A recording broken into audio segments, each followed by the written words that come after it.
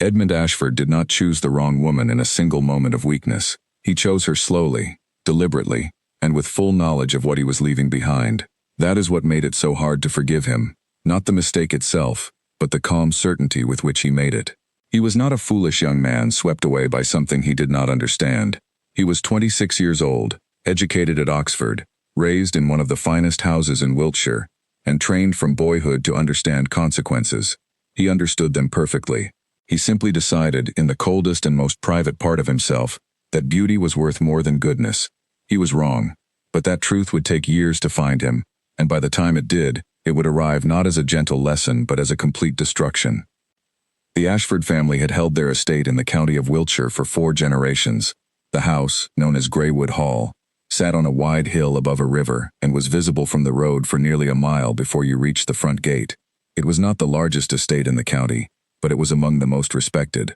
The Ashfords had never been the kind of family that chased titles or sought favor at court. They built their reputation on reliability. They paid their debts. They kept their word. They married sensibly and raised their children strictly, and gave generously to the local church and the families of their tenants. Lady Catherine Ashford, Edmund's mother, was the embodiment of everything the family stood for. She had married Edmund's father at 18, buried him at 44, and then spent the next 15 years making sure that neither the house nor the family name suffered a single crack in its foundations. She was not a warm woman in the way that draws children to climb into your lap. She was warm in the way that a well-built fire is warm, steady, reliable, and powerful enough to fill the whole room without any performance. Edmund was her eldest. She had poured into him everything she knew about what it meant to carry a name. From the time he was 8 years old, she sat with him after dinner and explained the ledgers of the estate, not because she needed his help. She managed everything herself with complete precision, but because she wanted him to understand that every number on those pages represented a real thing. A number was a field that needed tending, or a roof that needed repair, or a family of 4 that depended on the harvest. She told him that the men who lost great estates did not lose them through a single disaster. They lost them through a long series of small decisions made by people who believed their comfort was more important than their duty. Edmund listened to all of this. He nodded at the right moments. He asked the right questions. And somewhere behind those attentive eyes, something else was quietly taking shape. A hunger for something his mother had never accounted for, because she herself had never felt it. He wanted a life that moved, not the still, measured life of Greywood Hall, where every week looked like the last and the greatest excitement was the arrival of guests for the Christmas party. He wanted color. He wanted rooms full of laughter and women with bright eyes, and conversations that made him feel like the most interesting man in the space. He wanted to be looked at the way his mother was never looked at, not with respect, but with desire. He had grown up watching his mother be admired. He wanted to be wanted. These were not noble thoughts, and Edmund was self-aware enough to know it. He kept them very quiet, buried under perfect manners and dutiful behavior, and no one at Greywood Hall, not even the servants who had known him since he was a boy, would have guessed at any of it. The understanding with Eleanor Graves had come about in the way that most such arrangements did in that world, quietly, between families, over a long period of time, with no single dramatic moment that could be called a proposal. Eleanor's father, Reverend Henry Graves, had been the family's clergyman for many years. He was a gentle, learned man who had once been considered for a position at Oxford, and had declined it, because he could not imagine living far from the countryside. His daughter Eleanor had grown up attending the same church as the Ashfords, had sat across from Edmund at 100 dinners, and had corresponded with him during his years at Oxford with a faithfulness and intelligence that surprised even Lady Catherine, who had not expected much from a clergyman's daughter. Eleanor was 23 when Edmund returned from Oxford, and she had become, in the years of his absence, something more than the quiet girl he remembered. She was not beautiful in the way that stops a room. Her face was plain and open and entirely honest, the kind of face that tells you immediately what the person is feeling because there is no effort to hide it. Her hair was a medium brown that she wore simply, without the elaborate arrangements that other young women of her acquaintance spent considerable time achieving. She dressed neatly but never fashionably. She had no desire to be the most noticed woman in a room. What she had, and what Edmund would only come to understand its full value long after it was gone, was an absolute steadiness of character. She was the same person in every situation, kind without being soft, direct without being unkind, and loyal in a way that did not demand recognition or reward.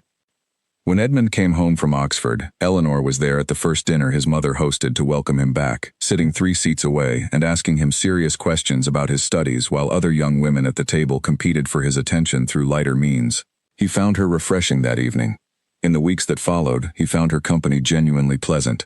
She read widely and could discuss almost any subject without pretension. She laughed at things that were actually funny rather than at things that merely required laughing at. She rode horses well and walked long distances without complaining. She was, by any honest measure, an excellent companion. What she was not, in Edmund's private and carefully hidden assessment, was thrilling. She did not make his pulse race. She did not enter a room in a way that made other men look up. When he imagined the future that waited for him at Greywood Hall, the managed estate, the steady dinners, the reliable years, Eleanor fit into that picture perfectly. She fit too perfectly. She was exactly what was expected of him, which was the very thing that made him resistant to her. His mother, who understood her son better than he gave her credit for, watched all of this without saying anything direct. She trusted in the natural good sense that she believed she had built into him. She believed that when Edmund reached the right age and the right state of mind, he would look at Eleanor Graves and see what was plainly there to be seen, a woman of real worth who loved him without condition, and who would stand beside him through whatever the years brought.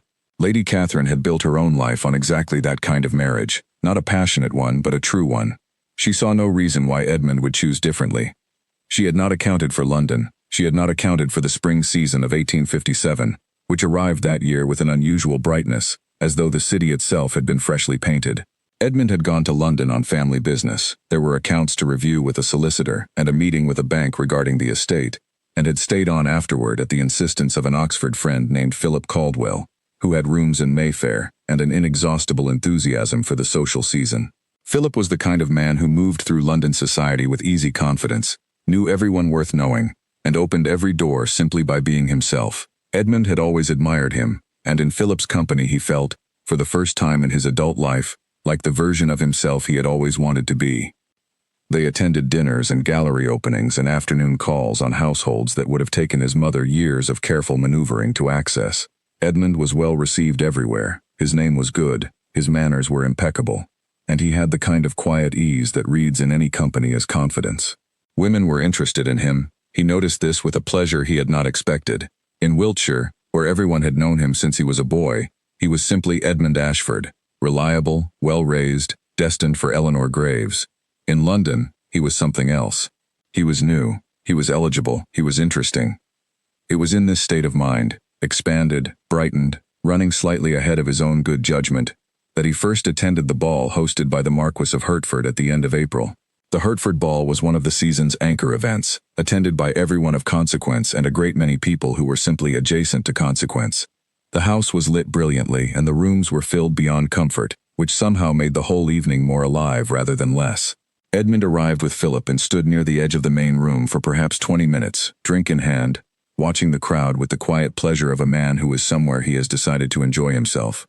He noticed Isabel Fontaine before he knew her name, which was perhaps the most honest thing that could be said about the beginning of that entire disaster.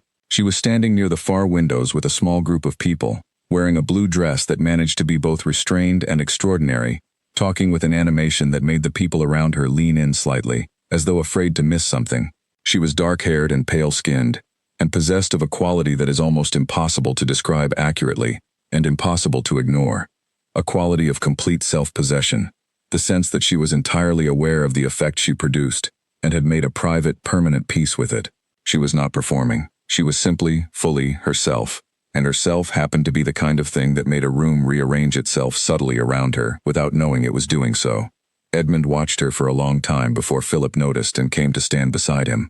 Philip, who was rarely surprised by anything, and almost never impressed, looked across the room and said, quietly, that the woman Edmund was watching was Isabel Fontaine, the daughter of a French financier who had relocated to London 3 years ago. She had already, in those 3 years, made herself one of the most discussed women of the season. She was rumored to be brilliant. She was rumored to be careless with money. She was rumored to be charming beyond what was safe. Philip said all of this without particular emphasis, in the way that a person recites facts they expect to be disregarded. Edmund disregarded them completely. He asked Philip to introduce them. That introduction lasted 4 minutes. Edmund remembered every word of it for years afterward. She had looked at him with dark eyes that held a cool, appraising warmth, the kind of look that makes you feel simultaneously seen and slightly challenged, and she had asked him, within the first 2 minutes, a question about the condition of agricultural tenancy in the western counties that was so specific and so intelligent that he had to pause before answering. She smiled at his pause, not unkindly, but knowingly. She had asked the question to see what he was made of, and she had found out exactly what she needed to know. Edmund walked home that night through Mayfair streets that were still busy at midnight, and he could not have told you, with any honesty, a single other thing that had happened at the ball. He could not have named the food or described the music or recalled a single other face. He remembered only those 4 minutes with complete and vivid precision, the way you remember the moment before a fall, sharp, detailed, irreversible. He went back to Wiltshire the following week, as planned. He sat across the dinner table from Eleanor Graves at a quiet supper his mother hosted, and Eleanor spoke warmly about a book she had recently finished and asked him questions about his time in London with genuine interest. He answered her politely. He looked at her open, honest face across the candlelight, and he thought about dark eyes and a blue dress, and a question asked with the faintest trace of an accent that was neither fully French nor fully English, but something singular and unplaceable. He thought about these things and said nothing about them, and smiled at Eleanor, and passed her the bread, and felt, for the first time in his life, the particular cruelty of wanting something you have not yet allowed yourself to name.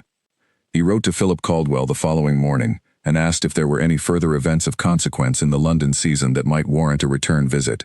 Philip replied within 3 days.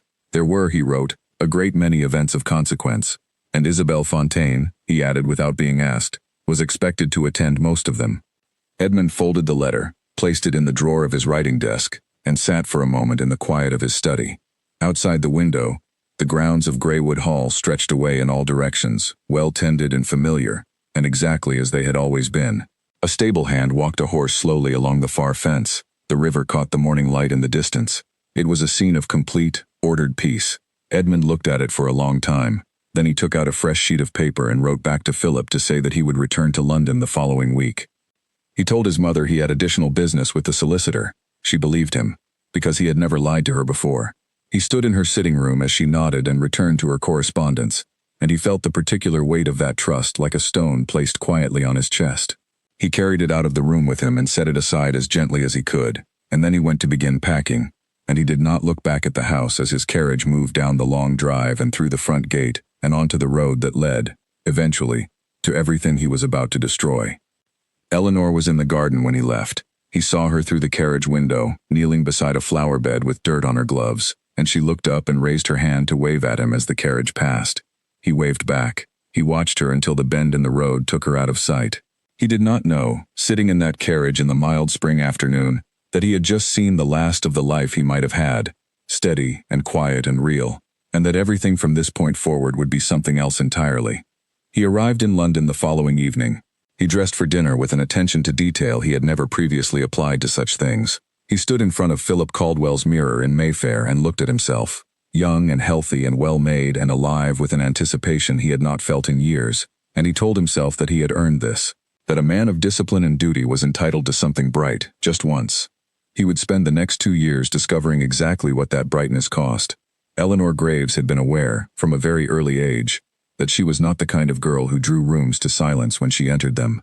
She had understood this without bitterness, the way a person understands the color of their own eyes, as fact, not verdict. Her mother had died when Eleanor was 7, and the absence had shaped her in ways she could not always see clearly.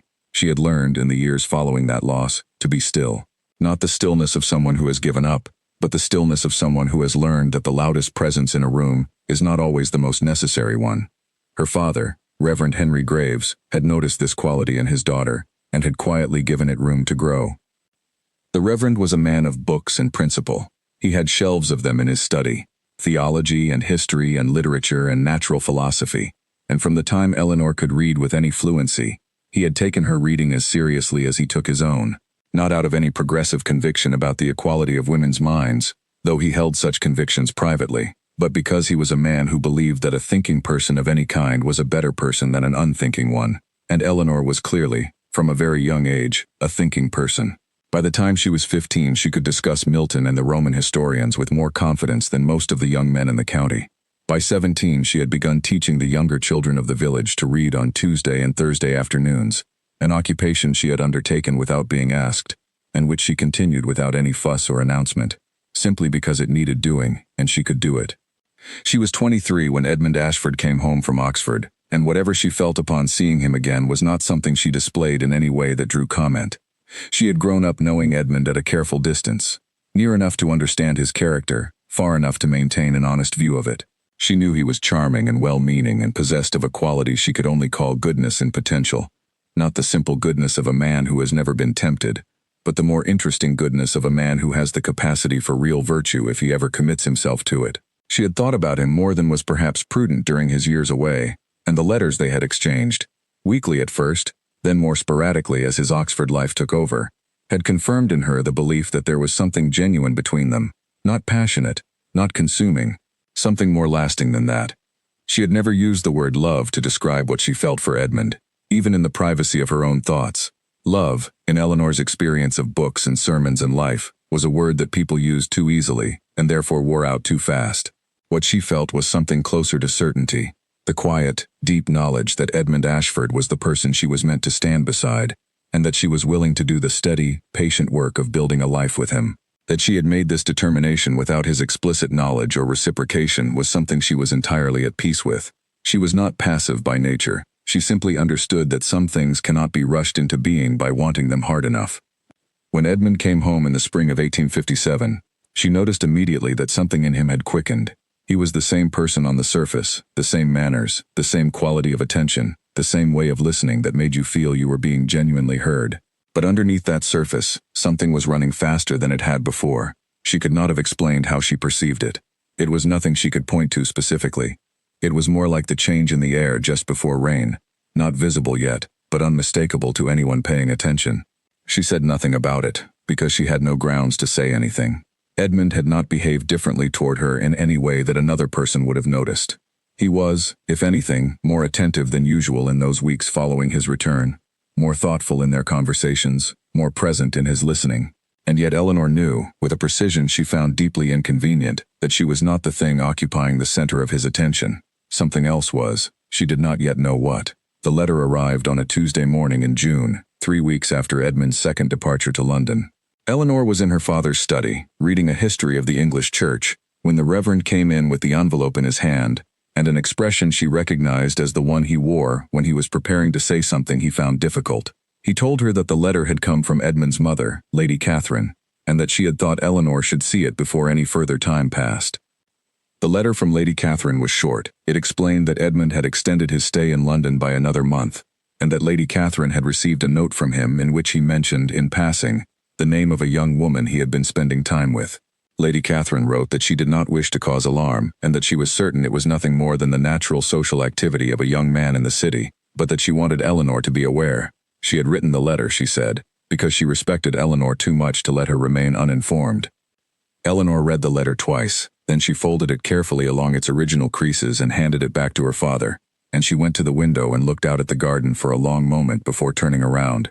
Her face was calm. Her father, who knew her face better than anyone alive, saw past the calm to what was underneath it. Not grief, not yet, but something bracing.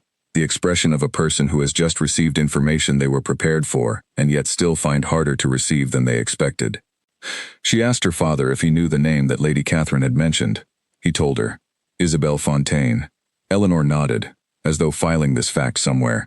She said, in a measured voice, that she supposed they would see what came of it. The Reverend said nothing. He simply moved to her side and stood there with her for a moment, which was more than enough.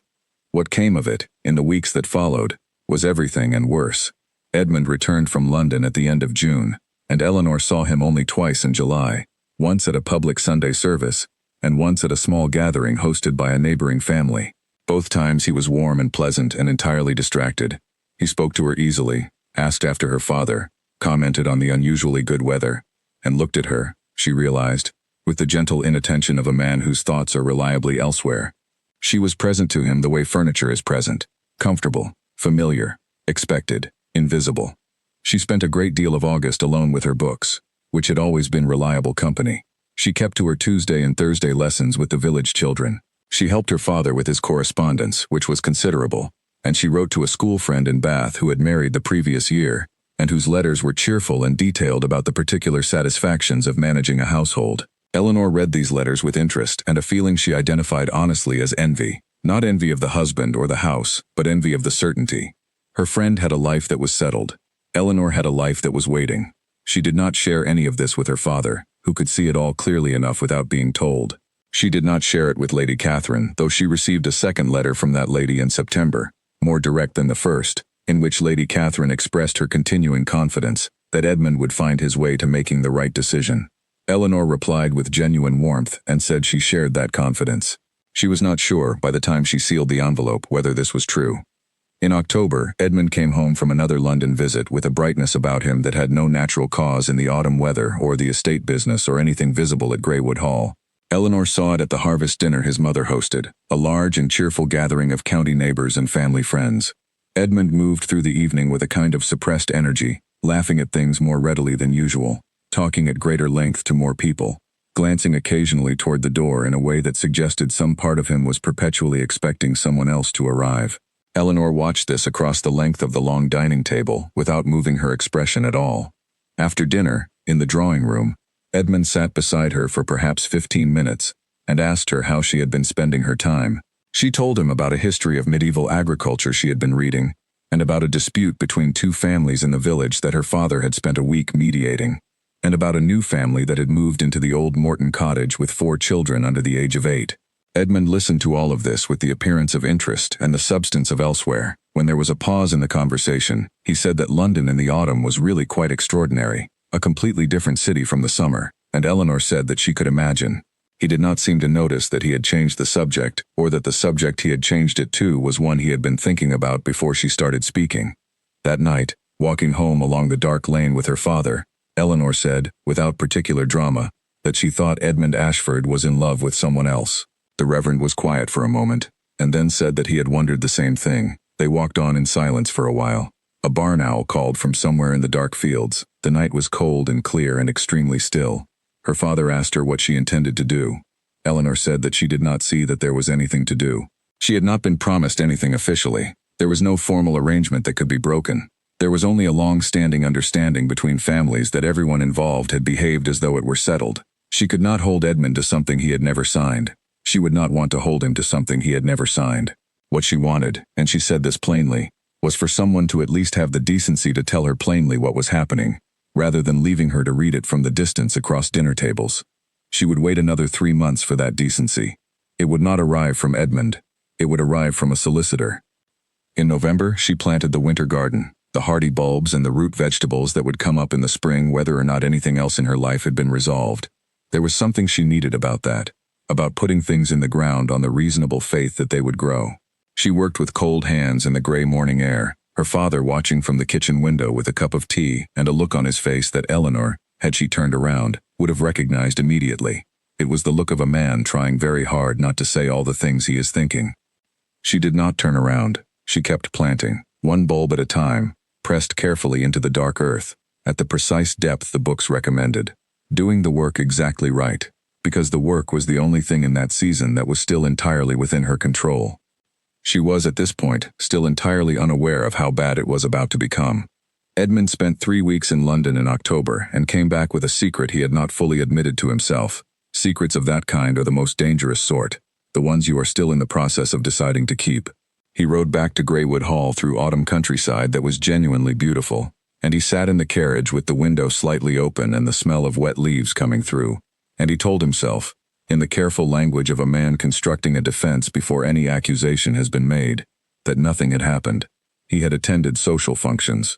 He had spent time in pleasant company. He had done nothing that any reasonable person would object to. This was technically true. It was also completely dishonest, and some precise and merciless part of his mind knew it. What had happened in those 3 weeks was not an event but a progression.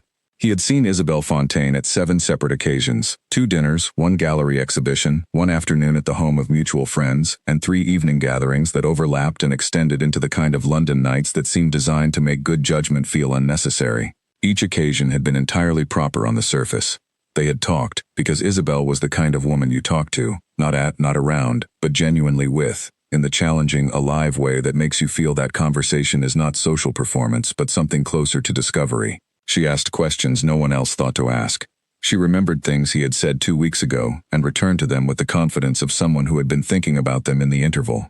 He had also, and this was the part he was managing most carefully in his own mind, become aware that she was aware of him. Not in the general way of social acknowledgement but specifically, deliberately. She chose at these gatherings to stand near him when she had no particular reason to. She turned toward him in group conversations. Once at the gallery, she had stood beside him in front of a painting neither of them cared much about, and said something quietly that was meant only for him, and then looked up at him with those dark, appraising eyes, and he had felt something in his chest that he would later identify, with complete and useless accuracy, as the moment he stopped being able to make a neutral decision about her. He told none of this to anyone in Wiltshire. He told none of it to Philip Caldwell, who could read it on him anyway, and had the good sense not to comment directly. He certainly told none of it to his mother, who asked him at dinner his first evening home whether his time in London had been productive, and to whom he replied that it had been, and that he had accomplished everything he needed to. Lady Catherine looked at him for a long moment after this answer, with the particular quality of attention that mothers develop when their children are very young, and which never entirely goes away. Edmund held her gaze comfortably. He was a very good liar when he chose to be, not through any natural dishonesty, but because he had learned, over years of private wanting, the discipline of keeping his inner life invisible to those around him. His mother let the moment pass. She returned to her dinner. She was not deceived. Edmund would understand this much later, but she was choosing, for reasons of her own, to give him room to arrive at the right conclusion himself. She had confidence in him that he was, at this point, actively failing to deserve. The weeks in Wiltshire after that October visit were among the strangest of Edmund's life. The estate was in its autumn rhythms, harvest accounts, preparation for winter, the small and constant work of maintenance that a property of that size demanded. Edmund attended to all of it. He met with the farm manager. He reviewed the accounts. He answered correspondence. He sat through dinners and church services and afternoon calls with neighboring families, and he participated in all of it with adequate attention. On the surface, he was simply a young landowner, doing what young landowners do. Underneath that surface, he was somewhere else entirely. He thought about Isabel with a frequency and intensity that surprised him. Because he was not, by nature, a man given to daydreaming. He had always been practical. His mother had seen to that. But practicality, he was discovering, has limits. It can manage the outer life with great efficiency, while the inner life does whatever it decides to do. And what his inner life had decided to do, without consulting his better judgment, was to arrange itself entirely around a woman he had known for 6 months, and understood, if he was honest with himself, very imperfectly. He saw Eleanor in November at 2 separate events. The first was a small supper at the home of a neighboring family at which Eleanor was quiet and warm in herself, and at which Edmund was courteous and attentive and completely unreachable. The second was the Sunday service at her father's church, where Edmund sat 3 rows behind her, and watched her sing from the hymnal with the full, clear voice she always used without embarrassment, and felt, for the first time in this whole progression, something that might have been the beginning of shame, not fully formed yet, not strong enough to change anything, but present. A small weight that had not been there before. He did not go directly home after that service. He walked along the river path for a long time instead, alone in the gray November afternoon, his hands in his coat pockets and the dead leaves wet under his boots. He was trying to think clearly about what he was doing, not from the perspective of what he wanted. He was painfully clear on that, but from the perspective of what it meant. He was a man in an understood arrangement with a woman who had given him years of faithful attention, and who had, in those years, built something in herself that any honest person would call a right to expect something in return. He was also a man who had been unable to think about anything other than someone else for the better part of half a year. These two facts could not coexist indefinitely without something giving way. He arrived home in the early dark and went straight to his study, which was the room in the house that felt most his own, lined with books and smelling of wood smoke and the particular dry smell of old papers. He sat in the chair by the fire and stared into it for a long time. He did not write anything. He did not read. He sat with the decision the way a person sits with a weight they are still deciding whether they are strong enough to lift. He went to London again in December, telling his mother truthfully that there were year-end accounts to discuss with the solicitor. There were. He discussed them on the first morning. He spent the remaining 10 days of his visit in the company of Philip Caldwell, and, on 5 of those evenings, in the company of Isabel Fontaine. The last of those evenings was a dinner at which Isabel sat across from him and they talked for 3 hours with the effortless intensity that had characterized all their conversations from the beginning. When he left that evening, she came into the entrance hall to see the guests out, and she said something to him quietly as he was putting on his coat, something low and particular and not meant for anyone else in the room. And Edmund stood there for a moment with his coat only half on, and looked at her, and she looked back at him, and the decision was made in that moment. Not announced, not acted upon, simply made, in the silent way that real decisions are usually made, not with the moment that everyone sees, but in the quiet moment just before it. He returned to Wiltshire on the 14th of December, and spent Christmas at Greywood Hall with his mother and the traditional gathering of extended family and neighbors. Eleanor was there on Christmas Eve, sitting with her father near the fire in the large drawing room, talking with Lady Catherine in the comfortable way that suggested they had long understood each other well.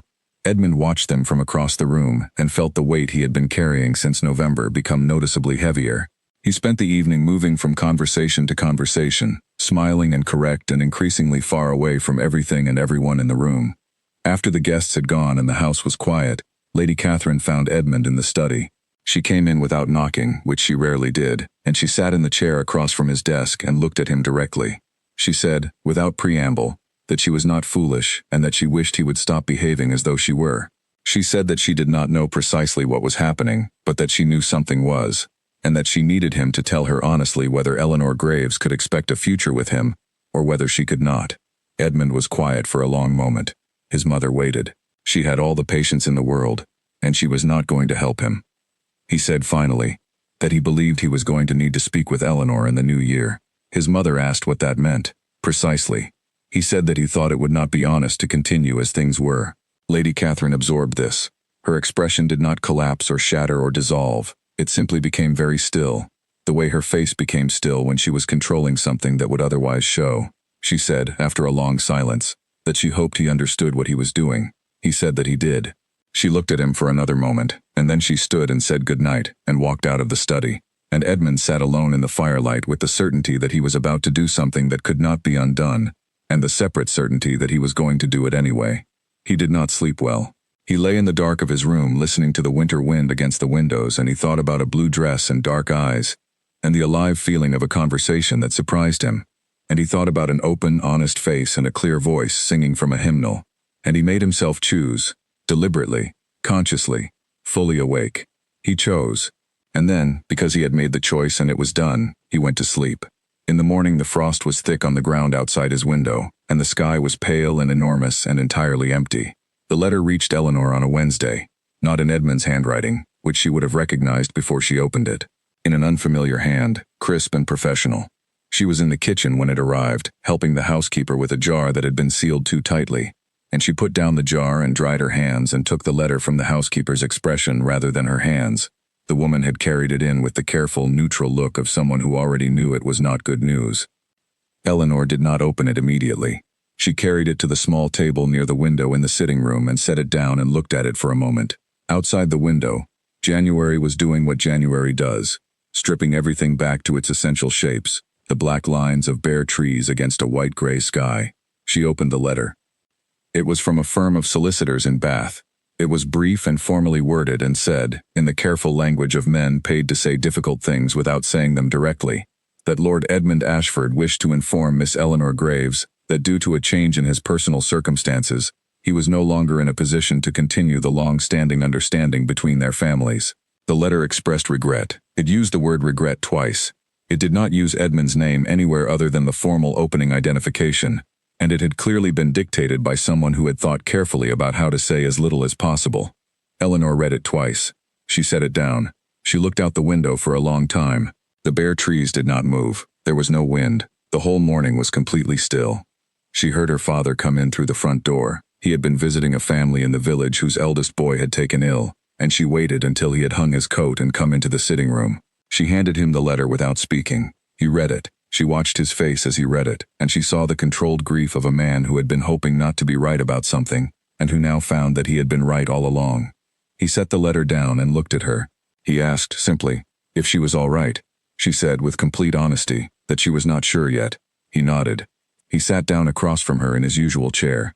They sat together in the quiet room for a while, the letter on the table between them, the winter light coming in thin and cold through the window. She said, eventually, that she would like to go for a walk. He said he would come with her. They put on their coats and went out into the January morning and walked along the lane toward the fields without speaking much. The ground was frozen hard under their boots. Eleanor walked with her usual straightness, her shoulders back, her breath making small clouds in the cold air. She thought, as she walked, about the garden, about the bulbs she had pressed into the earth in November, sitting now in the frozen ground, waiting for spring. She thought about her Tuesday and Thursday children, who would be expecting her tomorrow afternoon, regardless of anything else that was happening in her life. She thought about the book on her bedside table and the chapter she had not finished. She thought about all the small, real, continuing things that would still be there when this moment was over. She did not think about Edmund, not yet. That would come later, in stages, and she would manage each stage as it came. For now, she walked. The lane stretched ahead of them, bordered by frozen fields and black hedgerows, leading nowhere in particular, which was precisely where she needed to go. Behind her, far across the county, Edmund Ashford was in his study at Greywood Hall, writing a letter to Philip Caldwell in London, to say that he was free to begin making arrangements. He wrote with a steady hand. He did not pause over the words.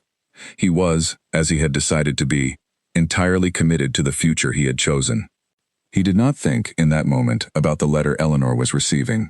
He had told himself that the solicitor's approach was cleaner, less emotional, less likely to result in a conversation that would make things harder for both of them. He believed this completely.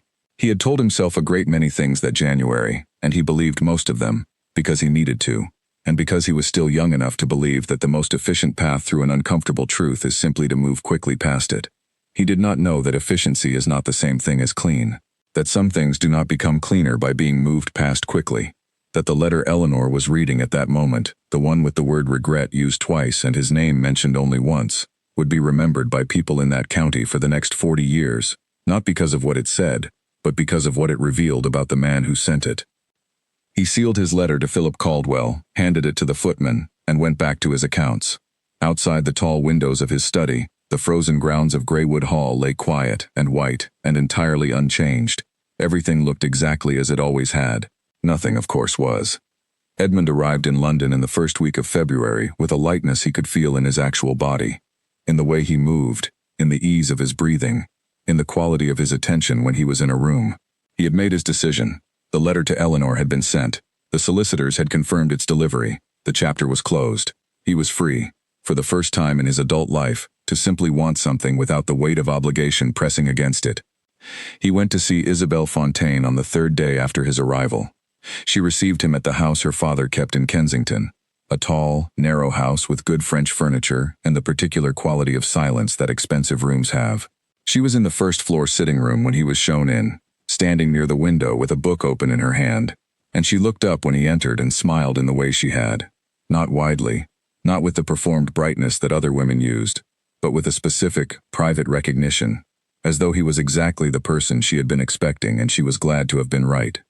They talked for 2 hours. Edmund had come with intentions and arguments prepared, having thought carefully about how to say what he needed to say, and within 15 minutes he had abandoned all of it, because the conversation had gone somewhere better than anything he had planned.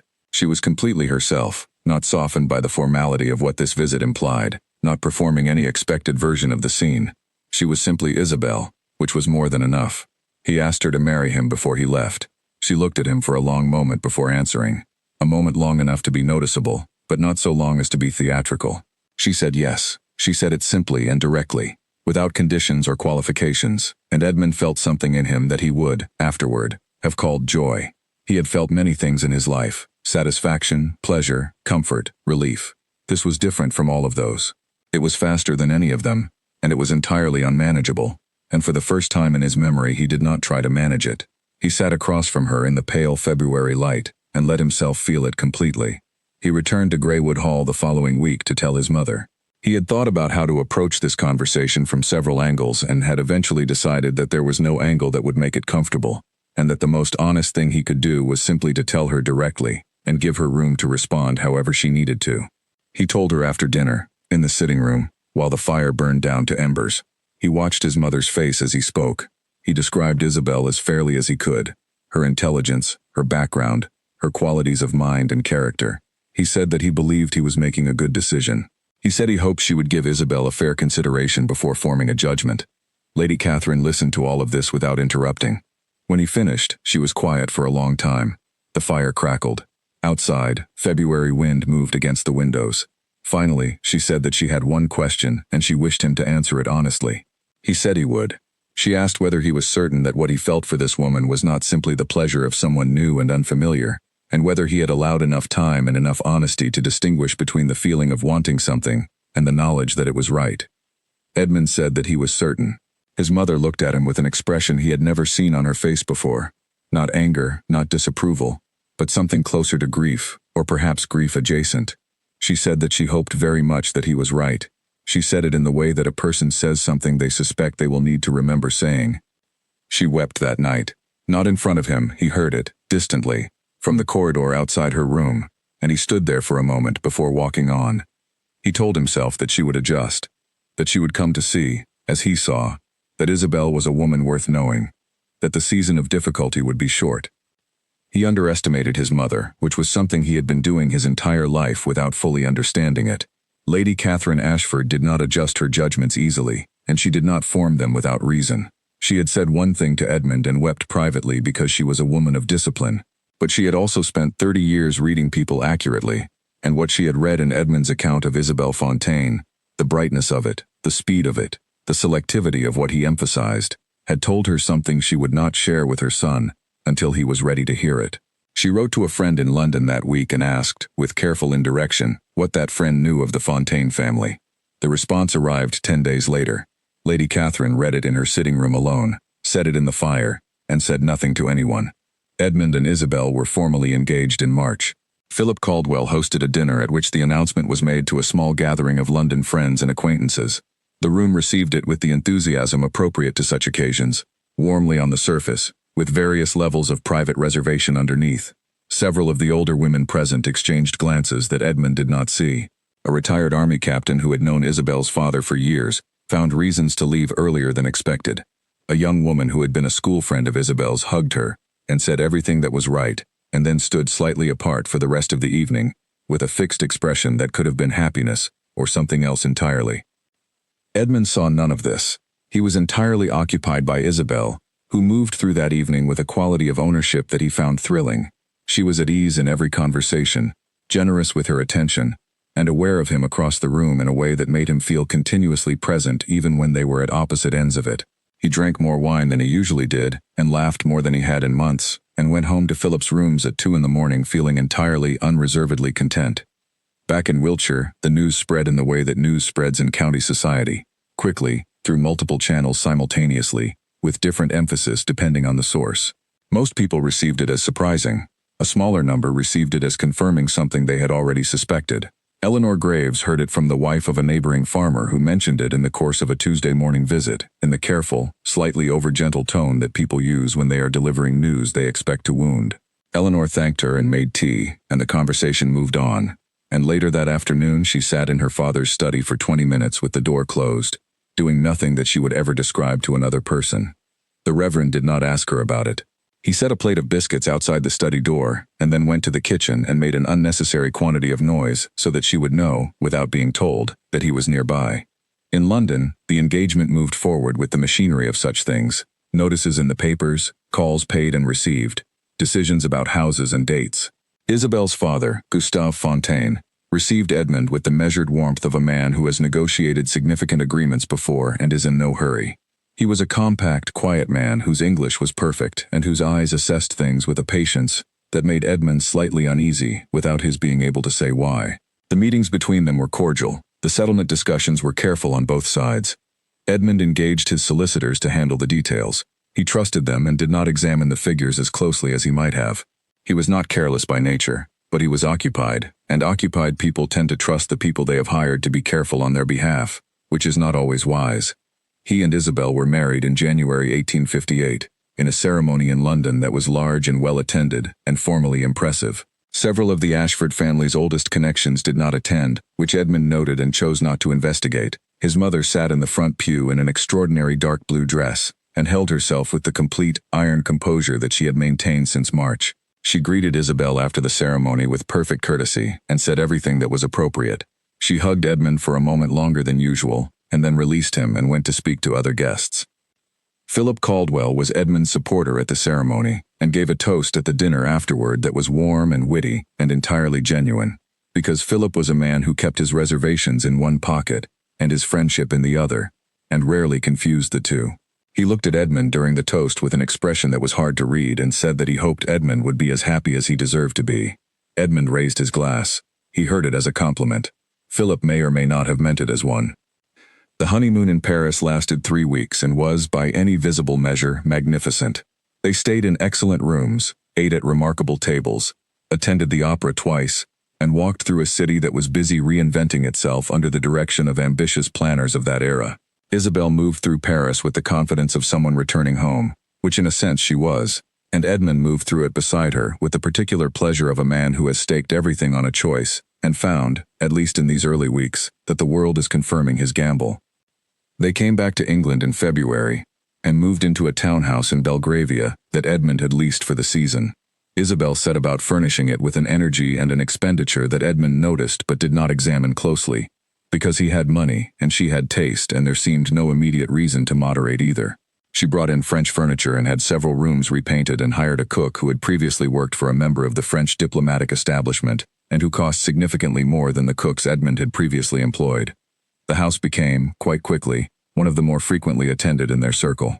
Isabel had a gift for rooms, not just for decorating them, but for filling them. She knew how to assemble people who would be interesting to each other, how to let a dinner become a conversation rather than a performance, how to give guests the sense that they had been specifically and thoughtfully invited, rather than generally and conveniently included. Edmund, watching this, felt a real pride in her that he had not expected, not just the pride of a man pleased by his wife's accomplishments, but a genuine admiration. She was, in this domain as in others, completely competent. What he began to notice more slowly, and more reluctantly, was the other dimension of the same quality. Isabel's skill at rooms was not precisely warmth, it was management. She managed spaces and gatherings and people with the same precision that she managed the house accounts, which is to say very effectively, and with a certain distance from the thing being managed. The guests at their Belgravia dinners went away feeling brilliantly entertained.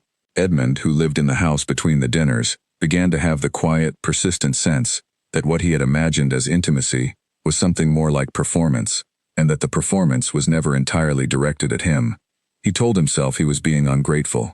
He told himself this several times over the spring and summer of 1858, and it worked, more or less, because the telling was easy, and the evidence for ingratitude was real. She was brilliant company. She had built him a social life he had never previously possessed. She was well-dressed and well-spoken, and everything that a man in his position was expected to want in a wife. But at night, in their house in Belgravia, there was a quiet that felt different from the quiet of Greywood Hall. The Greywood quiet was full of familiar things, wood smoke and old books and the distant sound of the estate working. This quiet was empty in a different way.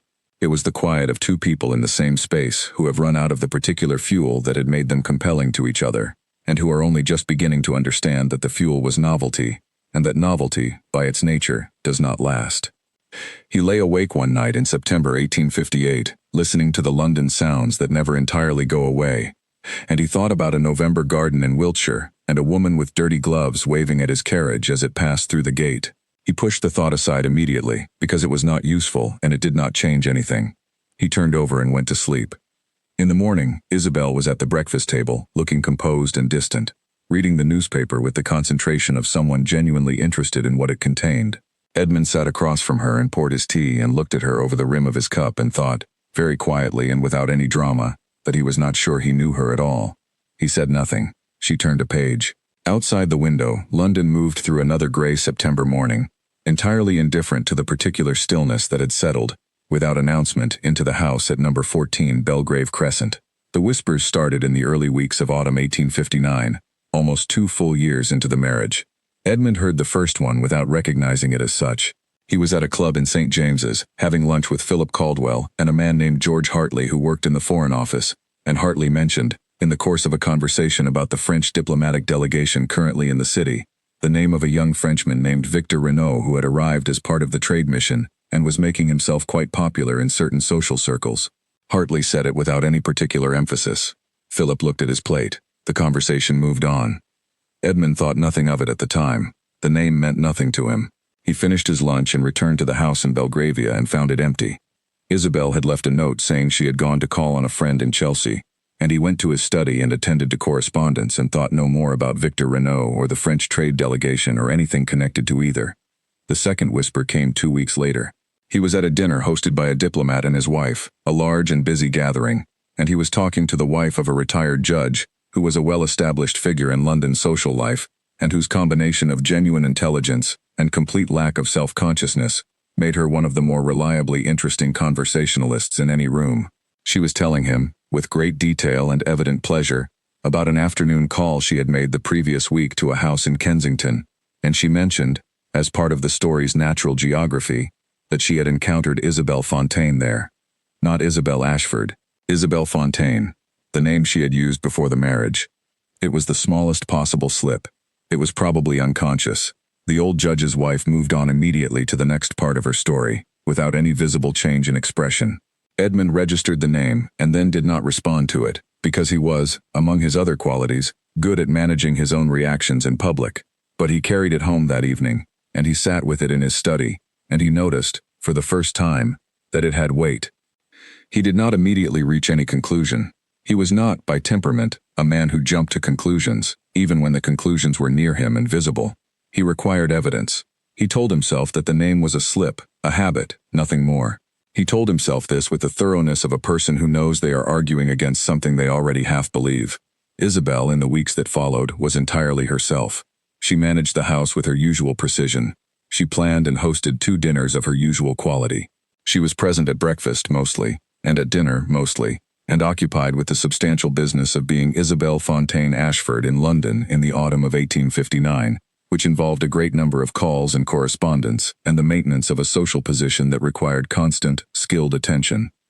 What Edmund noticed, now that he was paying the particular attention that a planted seed of doubt produces, was that certain hours were less accounted for than they had previously been. Not dramatically, not obviously.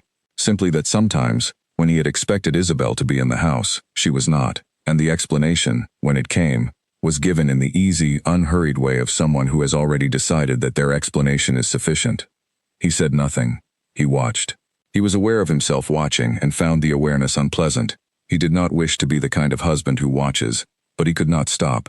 Something had been set in motion that could not be set back. In October, he received a visit from an unexpected source.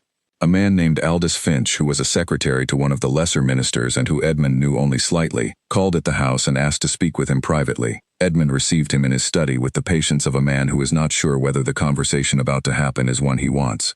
Finch was clearly uncomfortable. He sat in the chair across the desk and looked at his hands and then at Edmund and then at his hands again, and then said, with the air of a man who has rehearsed this many times and finds it no easier for the practice, that he felt an obligation to tell Edmund something. He said that he had been at an event the previous month at which Victor Renault had been present, and that at this event he had overheard something. He said overheard with significant emphasis, as though wishing to be precise about the involuntary nature of his information.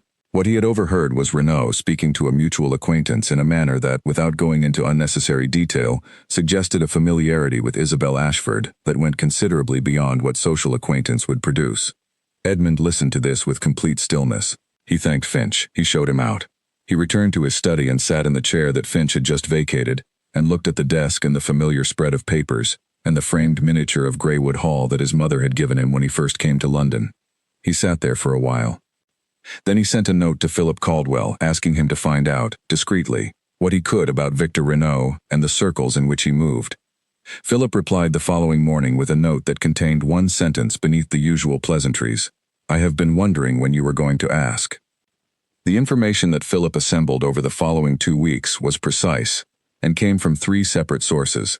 Renault was attached to the French trade delegation as a junior secretary. He was 28 years old and possessed of the kind of easy confidence and natural charm that comes from growing up in comfortable circumstances without ever being significantly tested. He had been in London for 4 months. He had been introduced into the social circles where Edmund and Isabel moved in August, through a connection at the French embassy. He had been in those circles since. One of Philip's sources had seen Isabel and Renault together on 2 occasions at times and in places that were unusual enough to be notable. Another source, a woman who would not give her name but whom Philip trusted, said that Renault had spoken of Isabel in a manner that she found troubling.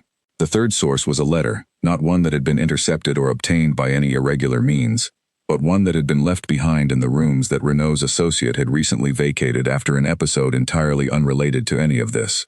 The letter had found its way, through the particular channels that information finds in London, to someone who recognized the significance of its contents, and passed it to Philip. Philip handed the letter to Edmund at his club on a Tuesday evening, folded inside a plain envelope.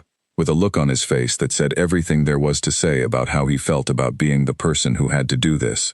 Edmund read the letter in his carriage on the way home. It was written in French, which he read without difficulty, and it was in Isabel's handwriting, which he would have recognized anywhere. It was addressed to Renaud. He read it twice. He read it a third time because the first two readings seemed impossible, and he needed the third to confirm that they were not. He arrived home and went directly to his study and closed the door. He sat in the dark for a while before lighting the lamp. He read the letter one more time, in the lamp's steady light, very carefully, word by word. Then he folded it and placed it in the inner pocket of his coat, against his chest, and sat back in the chair and stared at the ceiling. He stayed in that chair for 4 hours. The house around him made the sounds that houses make at night, settling and creaking and the distant movement of servants finishing their tasks. Isabel was somewhere in the house. He did not go to find her. He was not ready. He needed to think, and he needed to think without looking at her face, because he did not yet know what would happen when he looked at her face with this in his pocket. He thought about Finch and his careful, uncomfortable words. He thought about the retired judge's wife and her slip of a name. He thought about the hours unaccounted for, and the easy explanations and all the small things that had been asking him to look at them for months while he looked elsewhere. He thought about his mother's letter from that friend in London, which she had burned in her sitting room, and never mentioned to him. He had not known about that letter until a year into the marriage, when a chance comment by a mutual acquaintance had revealed it, and by then he had let it pass without pursuing it, because pursuing it would have required acknowledging something he was not yet willing to acknowledge. He thought about all of this in the quiet study in Belgravia, and the thing that settled in him, gradually, over those 4 hours, was not grief or anger, or the particular cold shock of being deceived. It was something he had not expected to feel at all. It was the beginning of recognition, the slow, humiliating dawning of the awareness that he had been told, in various ways and by various people, and that he had chosen, carefully and consistently, not to hear it. He sat with that for a very long time. The lamp burned steadily. The house settled. Somewhere outside, London went on being London, enormous and indifferent and always awake. Edmund Ashford sat in his study with a letter in his pocket, and the first clear view he had ever had of exactly what kind of fool he was, and he stared at the ceiling, and let himself see it, because there was nothing left to do but see it, and he was finally done with looking away. The night of December the 14th fell on a Thursday, cold enough that breath was visible even indoors near the tall windows. Lord Ardmore had converted his London townhouse for the occasion into something that looked, from the outside, like a lantern. Every window lit, every room warm with the excess of Christmas hospitality. It was one of the larger gatherings of the season, running at perhaps 140 guests at its peak, drawn from the overlapping circles of London's diplomatic, aristocratic, and commercial society. Edmund had agreed to attend 2 weeks earlier, when the world he was inhabiting still looked the same from the outside as it always had. By the time he arrived at the door on the 14th, it looked the same from the outside still, but from the inside he was carrying something that had been pressing against his chest since October. He had said nothing to Isabel directly in the weeks between reading the letter and the night of the Ardmore gathering. This was not weakness, though it looked like it. It was the particular discipline of a man who knows that once he says something it cannot be unsaid, and who is waiting until he has something to say that will hold under pressure. He had been thinking. He had been watching. He had been gathering the kind of understanding that you can only reach through a long, quiet application of attention. By the 14th of December he felt, for the first time since October, entirely ready. They arrived at the Ardmore house together, in the same carriage, as they always did. Isabel was wearing dark green and looked, as she almost always did in public, precisely as she intended to look. Edmund was in evening dress and spoke pleasantly to their host and accepted a glass and moved through the early portion of the evening with the practiced ease of a man who has attended many such events. He watched Isabel across the rooms without being obvious about it. He was very good at not being obvious about things. For the first 2 hours, the evening proceeded exactly as it appeared to proceed. Edmund spoke to George Hartley about the situation in France, spoke to a woman he knew slightly from the previous season about her recently acquired house in the country, and spent 20 minutes with an elderly gentleman who had known his father and wished to speak about the old days. He ate, he drank moderately, he moved. Victor Renaud arrived at approximately 9 in the evening, which Edmund had estimated he might, based on the invitations that had gone out and the overlapping circles of the guest lists of such events. Edmund saw him from across the room, a compact, well-dressed young man with easy continental bearing, talking to 2 Englishmen with the practiced smoothness of someone who has learned that in London society, being foreign is a social asset if handled correctly. Edmund watched Renaud for perhaps 15 minutes without approaching him. He was watching for something specific, and he found it. It was not dramatic. It was a small, controlled adjustment in Renault's posture when he became aware of Isabel's presence across the room. A settling, a slight reorientation, the physical equivalent of a word said under the breath. Edmund watched it and felt the thing that had been pressing against his chest since October shift and become something harder and more definite. He went to find Isabel. She was in a corridor near the back of the house, outside the room where the smaller supper tables had been laid, speaking with two women Edmund knew slightly. He excused himself to the women and said quietly to Isabel that he wished to speak with her. She looked at him with a slight adjustment of her expression, something calibrating, measuring, and said certainly, and followed him to the far end of the corridor where a tall window looked out over the dark garden below. He did not raise his voice. He was, throughout everything that followed, entirely controlled. He told her what he knew, in specific terms, without embellishment or accusation beyond the facts themselves. He had the letter, though he did not produce it. He mentioned its existence. He told her the other things he had learned. He was brief and he was precise, and when he finished, he waited. Isabel looked at him throughout this with an expression that shifted, very slightly, from assessment to something else, not guilt, exactly. Not the collapsing of a person caught in something they deeply regret. It was more the expression of someone who has been living with a particular tension for a long time and has just felt it release, not pleasantly, but with the particular relief that comes from the end of the waiting. She said, without much pause, that she supposed he had eventually worked it out. She said it in the same tone she might have used to observe that the evening had gotten colder. Edmund looked at her for a long moment. He said that he supposed he had. He said that he wished to know, plainly and without performance, whether she had ever had any serious intention of being what a marriage required. She looked back at him with those dark, appraising eyes, and she said something that he had, without knowing it, been preparing himself to hear for the better part of a year. She said that she had married him because she believed it would be interesting, and that some things turned out to be less interesting than expected. He stood very still. The corridor was empty except for the two of them and the distant sound of the gathering beyond. She was not cruel, even now. She was simply speaking as she always spoke, directly, from the private fact of her own experience, without a great deal of consideration for how it would be received. It was the quality he had found most compelling about her in the beginning. In the corridor of the Ardmore house on the 14th of December, it was the quality that completed something in his understanding that had been trying to complete itself for 2 years. He said that he understood. She said that she supposed he did.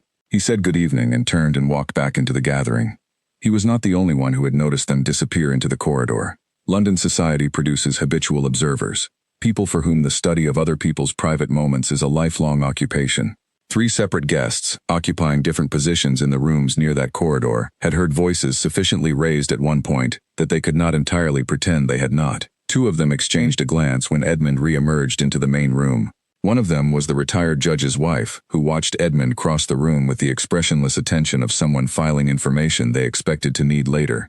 Edmund spoke to no one else that evening. He found his host, expressed his appreciation for the evening, and cited the lateness of the hour. He collected his coat and left the house.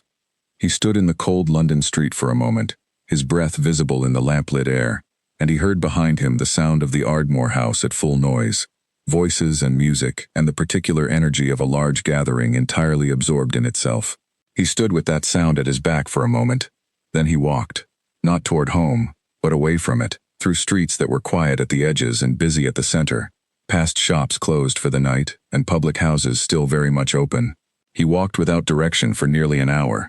He passed through several neighborhoods he would not normally have been in at that hour, and nobody paid him any attention, because London is the city that contains everything, and is surprised by nothing. He arrived home past midnight. The house was quiet. He went to his study and sat in the same chair he had sat in during those 4 October hours and looked at the same lamp and the same miniature of Greywood Hall on the desk. He reached into his coat pocket and took out the letter and placed it on the desk in front of him. He looked at it for a while. Then he put it in the fire and watched it burn, and when it was gone he sat in the chair with the empty grate and thought about exactly nothing for a long time. In the morning, the story was moving through London at the speed that stories of that kind move, which is to say very fast and by routes that are impossible to close. By noon it had reached 3 separate households in Mayfair. By 3 in the afternoon it had crossed into the wider network of county connections and family friends. By the time Edmund's mother received the first inquiry from a friend in Bath, a carefully worded note asking whether everything was well with Edmund and his wife, the story had grown in the telling, as such stories always do, and had accumulated details that were not accurate, and emphases that were not fair, and the particular enjoyment that accompanies the exposure of a man who was thought to have everything. Lady Catherine read the note from Bath. She set it down on her writing table and sat for a moment with her hands folded and her face very still. Then she took out her own paper and began to write back, not to her friend in Bath, but to Edmund, a letter that said simply that she was coming to London. She arrived 3 days later. She let herself into the Belgravia house with the particular authority of a woman who has decided that she is beyond worrying about what anyone thinks of her arrival. She found Edmund in the study. She sat across the desk from him and looked at him for a long moment, and he looked back at her, and there was nothing, in either of their faces, that needed to be said first before they could begin. She asked him what had happened, exactly and completely. He told her. She listened without interrupting. When he finished, she sat for a while in the way she had always sat when something required thinking, very still, her hands in her lap, her eyes focused on the middle distance. Then she said that they would deal with it. He asked her what that meant. She said it meant what it always meant, that they would make the decisions that needed to be made, as clearly and as carefully as possible, and they would not pretend to each other about any of it, and they would begin immediately. Because time, in situations like this one, is a thing that is wasted at significant cost. Outside the window of the study, the 14th of December had given way to the 15th, and the 15th was giving way to everything that came after it. The winter was doing what this particular winter had been intending to do for some time now, stripping everything back, removing the decorative layers, reducing the world to its actual, essential shapes. Edmund Ashford sat in his study across from his mother, and felt, through the weight and the shame and the quiet, complete difficulty of all of it, something that surprised him. He felt, for the first time in 2 years, entirely awake. The creditors began arriving in January. Not all at once, that would have been cleaner, in a brutal way. They arrived in stages, spread across several weeks, each one with his own documents and his own careful expression and his own particular version of the same message, which was that money that had been expected was not where it was supposed to be. The first was the merchant tailor on Bond Street who was owed a sum considerably larger than Edmund had understood his wife to have spent on clothing. The second was a furniture supplier in the Strand whose invoice, when Edmund examined it, bore dates and amounts that did not match his own accounting of what had been ordered for the Belgravia house. The third was a wine merchant, and the fourth was a jeweler, and the fifth, arriving on a gray Tuesday morning in the second week of January, was a representative of a small private lending house in the city, whose name Edmund did not recognize. This last one was the most serious. Edmund received him in the study, which was becoming by this point the room in which he received the things he did not wish to encounter. The man was quiet and professional, and completely without sympathy, which Edmund found easier to manage than sympathy would have been. He laid his documents on the desk in a precise line and explained in clear language that a note had been taken out against the value of certain specified property of the Ashford estate, signed in November of the previous year, and that the term of that note was now expiring and the amount due. Edmund looked at the documents. He looked at the signature on the promissory note. It was Isabel's signature, but it was also, in the technical sense that English property law required, signed under authority that had been granted at the time of the marriage settlement, a clause that Edmund's own solicitors had included as a standard provision, and that Edmund, distracted by other things at the time of the settlement review, had not examined with the care it warranted. He dismissed the man and sent immediately for his solicitors. They arrived that afternoon.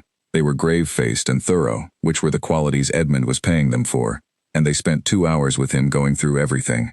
What emerged from those 2 hours was a picture that was worse in total than any of its individual parts.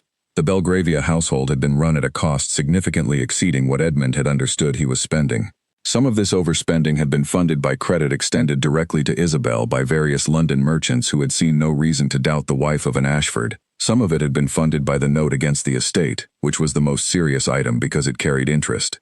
Some of it, the solicitors said with the particular care of men describing a difficult thing to a client, appeared to have been directed toward purposes not directly connected to the maintenance of the household. Edmund asked them to be specific. They were. The specific detail was that a portion of the money borrowed against the estate could be traced, through the lending house's own records, to payments made to a Parisian account, whose holder bore the initials VR. He sat with this for a moment. Then he said that he understood, and he thanked them for their clarity, and he asked them what they recommended. They told him. The conversation that followed was long and technical and entirely necessary, and at the end of it, Edmund had a clear, if unwelcome, understanding of exactly where he stood. The estate itself was not in immediate danger. His mother had managed it too well and for too long for a single season's damage to reach the foundations. But the liquid position was poor. The London property would need to be addressed, and the family name, which had been the Ashford estate's most durable asset for 4 generations, was currently appearing in conversations across London, in contexts that were not helpful. He wrote to his mother that evening. He had been writing to her regularly since her visit in December, and she had been writing back with the practical specificity of a woman who was not going to waste paper on anything she could not actually use. She had already, he suspected, heard more through her own channels than he had told her, but she had not said so directly, which was a form of consideration he appreciated. Her reply came in 2 days, by express post. She was, she wrote, in the process of reviewing what could be done about the property situation, without touching the estate itself. She had already spoken to their land agent, and to a contact of hers in a bank in Bristol, and she had a proposal to put to Edmund's solicitors within the week. She said that they were not destroyed, which was important to be clear about. She said that they had been damaged, which was also important to be clear about. She said that she intended to spend the next year being extremely useful, and that she expected him to do the same.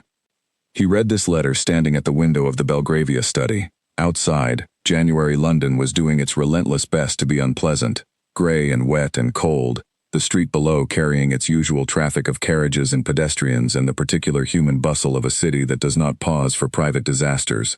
He read his mother's letter twice. Then he stood for a while looking out the window and feeling, beneath the weight of everything, a particular and complicated gratitude for the woman who had spent 30 years building something solid enough that even what he had done to it could not knock it entirely over. He thought about Charles. His younger brother had been pursuing a commission with a regiment for the better part of the previous year, and had done everything correctly: the interviews, the examinations, the recommendations from appropriate people. He had been told in November that the commission was forthcoming. He had been told in January, in terms that were polite but unmistakable, that the position had gone to another candidate. No specific reason was given. No specific reason needed to be. The Ashford name was, in January 1860, carrying enough noise that a man making decisions about military appointments would naturally, quietly, and without any formal process, choose elsewhere. Edmund received the news from Charles in a letter that was careful and restrained, and that said, in its very restraint, everything it needed to. Charles did not blame Edmund directly. Charles was not that kind of man. But the letter was the kind that a person writes when they are making a great effort to be fair to someone who has made their life harder, and Edmund could feel the effort in every sentence. He wrote back immediately, a longer letter than he had written in some time, honest in a way that his recent correspondence had not been, saying things he should have said before, and acknowledging things that could not be taken back. It was not enough. He knew it was not enough. He sent it anyway. In February, Lady Catherine came again to London, this time to stay for 3 weeks, and to meet with solicitors and bank contacts and the agent who managed the London property. Edmund watched his mother move through these meetings with a systematic efficiency that he found both admirable and humbling. She was 61 years old, and she had managed the Ashford estate alone for 15 years, and she had never, not once in any of those years, made a decision she could not account for precisely. She sat across from Edmund's solicitors and asked questions that his solicitors found, judging by their expressions, more specific and more informed than they had expected, and she listened to their answers and asked follow-up questions, and by the end of the first week of meetings she had a clearer picture of the situation than anyone else involved in it. One evening during her visit, after the day's business was done, she and Edmund sat in the study with tea and the fire, and she asked him a question she had clearly been holding for some time. She asked him whether he was honest with himself yet about what had happened, or whether he was still in the stage of deciding whose fault it was. Edmund said that he thought he was honest about it. She asked him to describe what he was honest about. He told her, for the first time in full, everything, not just the financial situation and the events of December, but the whole of it, from the beginning. From the spring of 1857, and the ball, and the 4 minutes with Isabel. From the carriage and Eleanor waving from the garden. From the month of making himself choose, and then choosing badly, and then defending the choice in his own mind for 2 years, against every piece of evidence that it was wrong. His mother listened to all of this without interrupting. When he finished, she was quiet for a while. The fire had burned down and the room was dim. She said that she had known most of it, and that the parts she had not known she had suspected, and that she had, on the night he told her he was going to speak with Eleanor, made a decision of her own that she now regretted. She said she had decided to trust his process rather than intervene directly, because she believed that she had raised him to find his way to the right thing eventually, and that interfering with that process would not help him become the man he was capable of being.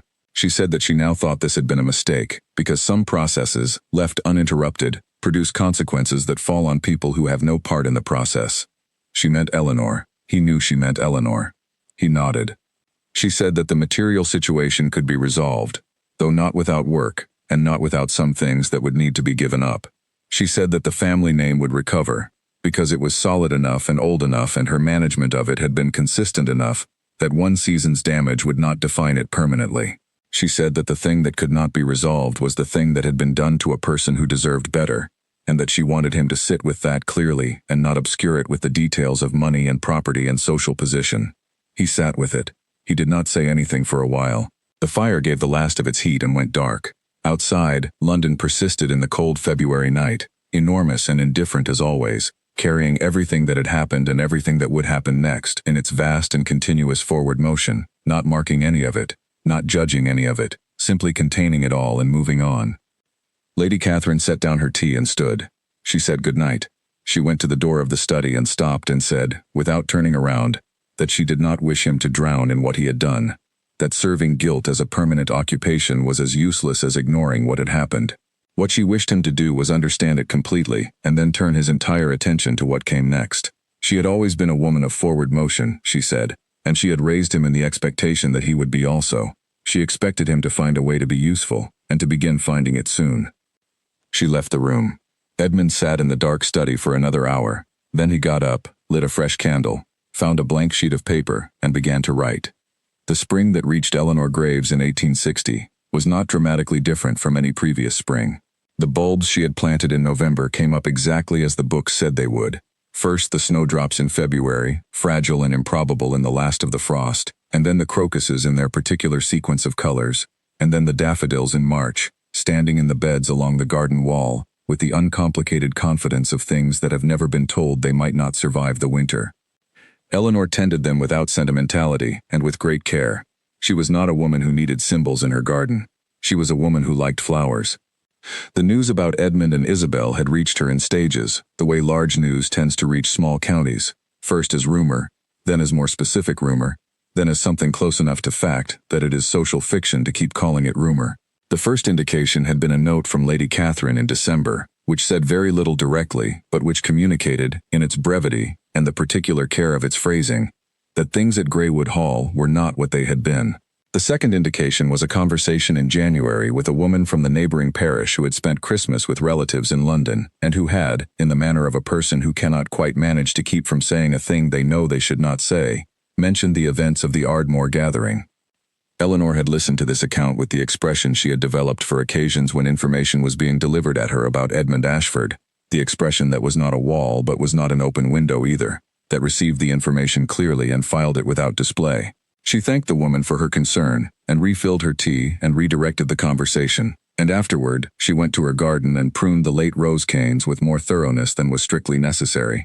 By March, she had a fairly complete picture, assembled from several sources, of what had happened and what was still happening. She was aware of the financial situation in broad terms. It was the kind of thing that spread through certain networks very efficiently. She was aware of Isabel's involvement with Renault, and the manner in which that involvement had come to light. She was aware that Edmund's brother Charles had lost a commission he had been expecting, and she felt a particular, specific sadness about that, because she had known Charles since he was a boy, and he was a straightforward and honorable person who deserved none of the consequences of his brother's choices. She did not feel, looking at the accumulation of all this, what she might have expected to feel. She had thought, when she imagined a future in which Edmund Ashford's life went wrong, and she would have been dishonest to deny it. Imagined such a future, in the dark February months following the solicitor's letter, that she would feel something uncomplicated, something in the region of vindication, or relief, or the quiet satisfaction of having been right about something that was painful to be right about. What she actually felt was more complicated and less comfortable. She felt sorry, not for herself. She had made her peace with that particular loss during the winter planting, one bulb at a time. She felt sorry for Edmund, in the specific and limited way that you can feel sorry for someone who has made a significant error and is now living inside its consequences. She felt sorry for Lady Catherine, who had built something over a lifetime and watched her son put a crack in it that she was now working to repair. She felt sorry, most keenly, for Charles. She wrote to Charles in March. It was a short note, carefully worded, expressing simply and warmly the hope that he was well, and mentioning that she had heard about the commission, and was sorry for it, and that she thought very highly of him, and wished him every success in what came next. She signed it with her name and did not elaborate on who she was or in what context he might remember her, because she thought he would remember her and she did not wish to make the note about that. Charles wrote back within the week. His reply was 3 pages, far longer than her own note had required, and it was warm and real and touched on several things, including the commission and the year that had passed and the difficulty of watching people you love make decisions that damage themselves and others. He did not mention Edmund by name anywhere in the letter. He wrote about his plans for the coming months and about a friend of his who was going to Canada and had invited him along, and he said that he was considering it because he thought a change of landscape might do him good and give him time to decide what he actually wanted to do with himself rather than what he had assumed he would do. Eleanor wrote back. They corresponded after that, with increasing regularity throughout the spring and into the summer. It was not a courtship. Eleanor was not in any state of mind for anything that could be called that, and Charles was going through his own considerable difficulties with composure rather than ease. It was simply correspondence between 2 people who had always liked each other and who found, in the aftermath of a year that had been hard on both of them, that they spoke a similar language about most things. In April, Eleanor met Dr. Owen Harrow at a supper her father hosted for a visiting friend who was a physician from Cardiff. Owen was the friend's nephew, staying in the county for a few weeks before returning to Wales, where he maintained a practice in the poorer parts of the city. He was a quiet, sturdy man with kind eyes and the particular quality of attention that doctors develop who care genuinely about the people they treat. He was not elegant. He did not fill a room with his presence. He sat across from Eleanor at the supper table and asked her about the children she taught on Tuesdays and Thursdays, and she answered with the fullness of enthusiasm she always brought to that subject, and he asked follow-up questions that revealed he had been listening to the first answers rather than simply waiting to speak. By the end of the supper she had told him more about herself than she usually told people she had just met, and she went home afterwards slightly surprised at herself. Owen extended his stay in the county by 2 weeks. He called on the Reverend on 3 separate occasions, and on the 3rd occasion he asked very directly whether Eleanor might be willing to walk with him to the river and back on the following Thursday morning. Eleanor said that she was willing. They walked. It was a long walk and a good conversation, and the day was mild and the countryside was doing what it does in April, which is to burst into color and noise with the urgency of something that has been waiting all winter for exactly this. Owen returned to Cardiff in May and wrote to her father the following week. He wrote formally and clearly, saying that he was aware of the difference in their circumstances and did not wish to presume anything, but that if Eleanor might be willing to continue their acquaintance through correspondence and occasional visits, he would be very grateful for the opportunity. The Reverend read this letter twice and then brought it to Eleanor in the garden with an expression that she recognized immediately, and which made her go still for a moment, as though in the presence of something unexpected. She read the letter. She sat with it for a day. She wrote back to Owen directly, not through her father, which was the conventional route, and said that she would be glad to correspond, and that she hoped he would visit when he was next in the county, and that the children she was teaching had recently acquired a 2nd classroom, and she would be happy to show it to him. She told her father this at dinner that evening, and he said nothing for a moment and then said that Owen Harrow seemed like a person of genuine worth, and that worth of that kind was worth a great deal. Eleanor agreed. They ate their dinner in the companionable quiet that had characterized the Reverend's household for as long as Eleanor could remember, and outside the dining room window the April evening was warm and the garden was full of the new things growing in it, and Eleanor was 30 years old and paying attention to things that were actually there, which was the only practice she had ever found reliable. In London that same April, Edmund Ashford was meeting with his solicitors about the disposal of the Belgravia house. He had moved back to Greywood Hall in March, at his mother's very strongly worded suggestion, and was running the estate accounts with the kind of close, regular attention that he had been capable of all along, and simply had not applied. He was not, in this period, content in any easily nameable way, but he was awake to things that he had been asleep to before, and he found that this awakeness, though uncomfortable, was more real than what it replaced. He was learning the estate as his mother had tried to teach it to him, not as a set of obligations but as a living thing, a network of real people and real conditions that needed real attention. He found, to his surprise, that he was genuinely interested, not as a performance of responsibility but in the way that you are interested in something when you have given up the pretense of not caring and found that caring is actually what you want to do.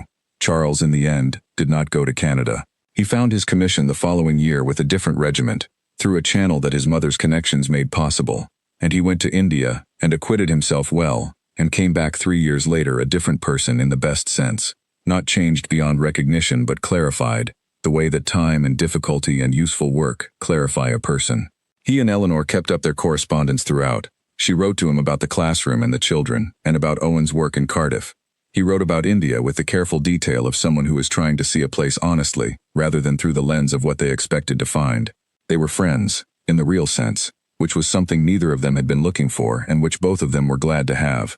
Owen and Eleanor were married the following autumn in a quiet ceremony at her father's church, the Reverend's first preference in all things being the church he had served for 30 years. The reception was small and warm and the food was excellent, and the conversation around the long table was the kind that moves naturally between subjects without effort, because the people seated there had chosen each other on the basis of who they actually were, rather than what they appeared to be. Eleanor wore a dress of deep gold that her school friend in Bath had helped her choose, and she carried flowers from her own garden, and she looked, by the account of several people who were there, entirely and specifically herself. The Reverend gave a speech that was short and not entirely free of tears, and which was remembered afterward for a single sentence near its end, in which he said that his greatest ambition for his daughter had always been that she find someone who understood the difference between the pleasure of a thing and the value of it, and that he was very glad, in his 67th year, to be celebrating evidence that she had. Edmund Ashford received notice of the marriage in a letter from an acquaintance the following week. He read it at the breakfast table at Greywood Hall and set it down beside his tea and looked out the window at the October morning, which was grey and still and entirely absorbed in its own business. He sat there for a moment with the letter in front of him and the view of the grounds he had been trying to learn to see properly, and he felt the thing that he had been managing, in one form or another, since December of the previous year, the particular weight of the understanding of what you have done, that is not guilt and is not grief, but is something between the two. The thing that a person carries when they have finally understood fully, and there is nothing further to understand, and all that remains is the rest of their life. He picked up his tea. He drank it. He put the letter in the pile of things to be filed. He went to find his farm manager, because there was a drainage issue in the lower field that needed his attention, and he had promised it would be dealt with before the ground froze. He walked out across the grounds in the cold morning, hands in his coat pockets, the dead leaves wet under his feet, the river catching the gray light in the distance exactly as it always had. He was walking toward something useful, which was the only direction he knew how to go now, and the morning was wide and cold and full of the ordinary beauty that is visible only to people who have stopped looking for something else. Edmund Ashford spent the decade following the winter of 1859 in the systematic, daily work of repairing what he had broken. Not all of it could be repaired. He understood this without the kind of dramatic acceptance that requires announcement. He simply understood it and worked with what remained, the way a craftsman works with wood that has a grain, around the grain, with it, making something useful out of the actual material rather than the imagined one. The Belgravia house was sold in June of 1860. The proceeds addressed the most pressing of the creditors, and left a remainder that Edmund applied immediately to the drainage system in the lower field, which had needed addressing for 2 seasons, and which he had allowed to wait while he was occupied with London and everything London contained. The farm manager, a steady man named George Ashby who had worked the estate for 11 years without proper acknowledgement, received a personal thanks from Edmund that lasted long enough, and said enough specific things that Ashby went home that evening and told his wife about it in some detail. His wife said that was a change. Ashby said that it was. Lady Catherine remained at Greywood Hall through the end of 1860 and into 1861, and in that time the two of them achieved something that Edmund would later consider among the most important accomplishments of his life. A genuine working partnership, not a return to the maternal authority of his childhood, but something more equitable and more real. His mother had spent 30 years managing everything herself because she had to, and some part of her had become so accustomed to doing that she had not entirely accounted for the possibility of a son who was actually present and actually interested and willing to do the work required to deserve the trust she placed in him. Edmund, for his part, had spent most of his adult life resisting what his mother represented, as though her steady competence was something to escape rather than something to learn from. In the changed circumstances of 1860, with the reasons for resistance stripped away by their consequences, they found each other for the first time as adults who were actually on the same side. She taught him things about the estate that he had been old enough to be taught years before and had not paid sufficient attention to learn. She showed him the history of the land management decisions going back to his grandfather's time, and the reasoning behind each one, and the patterns in how the land responded to different approaches. She explained the dynamics of the tenant relationships, which families had been on the land for generations, which ones were newer, which of them needed particular consideration and why. She was not sentimental about any of it. She was precise and practical, and consistently forward-looking. and Edmund absorbed everything she gave him with the thoroughness of a man who knows he is behind and is making up for it without self-pity. The legal separation from Isabel was formalized in 1861. It was handled through solicitors on both sides with the minimum of public process that such arrangements allowed, and it settled into a kind of permanent, unremarked-upon fact of his life. They lived apart, maintained no contact, and the world adjusted to this without requiring much from either of them. Isabel returned to Paris within the year. Edmund heard of her occasionally, through the long-distance channels of mutual acquaintance, and each time he heard of her he found that what he felt was not much at all. Not the surviving warmth of the original feeling, and not the sharp edge of grievance, but something more neutral. Something that had been thoroughly processed and had left almost nothing behind. He had thought, in the first year after the Ardmore gathering, that the feeling of having made a serious error would diminish with time. He found that it did not exactly diminish. It became instead something more specific and more useful. It became a permanent and precise awareness that he carried with him into every subsequent decision. Not guilt as a constant companion, which would have been both exhausting and self-indulgent.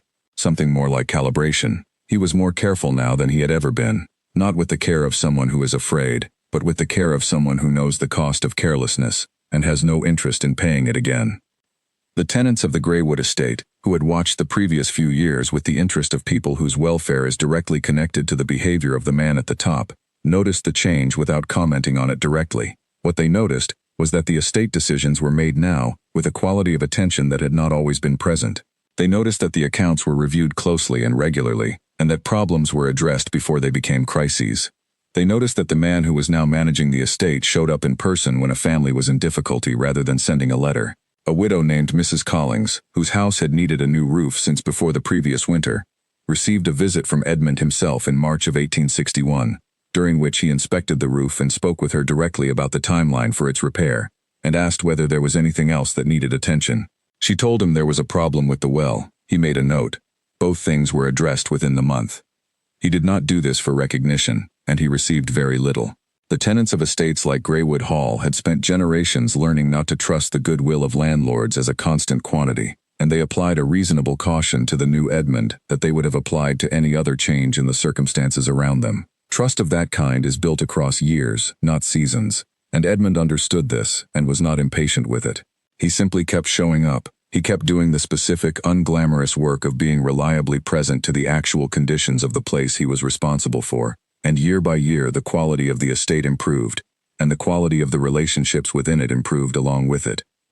Charles came back from India in 1863. He was 31 years old, and had grown into a version of himself that his younger self had been gesturing toward without fully arriving at.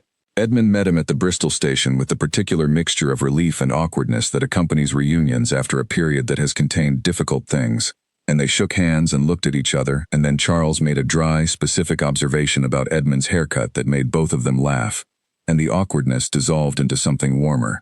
They drove back to Greywood Hall through the autumn countryside, and talked without stopping for the entire 2 hours of the journey. And by the time they arrived, Edmund had a better understanding of his brother's actual character than he had possessed at any previous point in their shared lives. Charles stayed for 3 weeks that autumn, and in those 3 weeks Edmund said to him, directly and without the protective vagueness that he might have used 2 years earlier, that he understood what the previous few years had cost him. He said it plainly and in specific terms. Charles listened with the patience of a man who had been doing a great deal of thinking in a place that was very far away. And then he said something that Edmund kept with him for a long time afterward.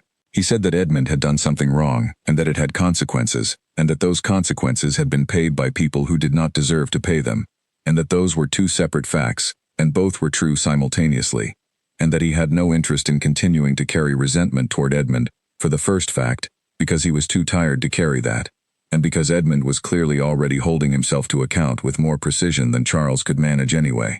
He said that what he wanted, going forward, was simply to be brothers again, in an honest sense, rather than in the formal, careful sense they had been inhabiting. Edmund said that was what he wanted also. Charles said good. They went inside for dinner and talked about something else. The decade that followed was not eventful in the way that the years before it had been eventful. This was, Edmund came to understand, not a deficiency but a quality. The estate grew steadily more productive. The tenant relationships deepened into something that deserved to be called community, which was different from the merely transactional relationships that had existed before, and which required a consistent, patient effort to maintain. Edmund found this effort not burdensome but interesting. He was genuinely engaged. in a way that he had never been by the social calculations of London, by the specific and complex human reality of the place he was responsible for. He did not pursue another marriage. He attended county events and church and the gatherings that his position required, and he was present at these in the same way he was present to the estate, attentively, without performance, without the searching quality that had characterized his earlier social life. He had stopped looking for something. He was not quite sure when this had happened. It was not a decision he could point to. It was simply that at some point in the mid-1860s, he noticed that he had not felt, in a long time, the particular restlessness that had governed so much of his earlier life, the sense of something missing, something more, something elsewhere. He was not entirely sure whether this represented genuine peace or a different kind of resignation, and he had decided, on balance, not to press the question too hard. His mother's health began to decline in 1870, slowly and then less slowly. She managed it with the same composure that she had managed everything else, which meant that it was some months before Edmund fully understood the seriousness of it, because she did not present difficulty as difficulty. She continued to walk the grounds every morning in all weather until she could no longer, and she reviewed the estate accounts weekly until the autumn before she died, and she maintained her correspondence with the attentiveness and efficiency she had always brought to it. She died in March of 1872, in her room at Greywood Hall, on a morning that was clear and cold, and just beginning to show the first suggestions of spring in the grounds below her window. Edmund sat with her through the night before and through the morning, and was with her at the end. He had made his peace with the things he had failed to be for her in his younger years, not through a formal conversation but through the decade of actual work that had constituted his apology. She had received it without ceremony and without, he believed, any residual resentment. She was not a woman who carried things longer than they were useful to carry. What she had given him, in the years of their working partnership, was worth more than any formal acknowledgement, and he knew it, and he carried it out of her room on that March morning and into the rest of his life. He heard about Eleanor Harrow, as she had been for 12 years, through the kind of distant, occasional news that reaches people whose lives have moved in different directions. She and Owen had built their life in Cardiff, and it had, by all accounts that reached Edmund, become exactly what it appeared to be from the outside, real and good and useful. Owen's practice served the poorer neighborhoods of the city with a consistency that had earned him, over the years, the kind of reputation that is built entirely through what you actually do rather than what you claim to do. Eleanor had made herself a permanent and necessary presence in the work alongside him. The children she had taught in her father's county had given way to other children, in other schools, in different circumstances, but the quality of what she brought to them had not changed. Edmund received these pieces of news without seeking them, which was important to him. He had made a rule for himself early on, in those first difficult years, that he would not monitor her life, that whatever she had built was hers and was not connected to him in any way that gave him rights over the information. When news of her came, as it occasionally did through mutual connections, he received it and was glad of it and put it aside, and this was the right and only relationship he could have to the existence of a woman he had treated very badly, and who had gone on to be excellent despite it. He died in April of 1891, of a chest illness that had troubled him mildly for several years and then stopped being mild.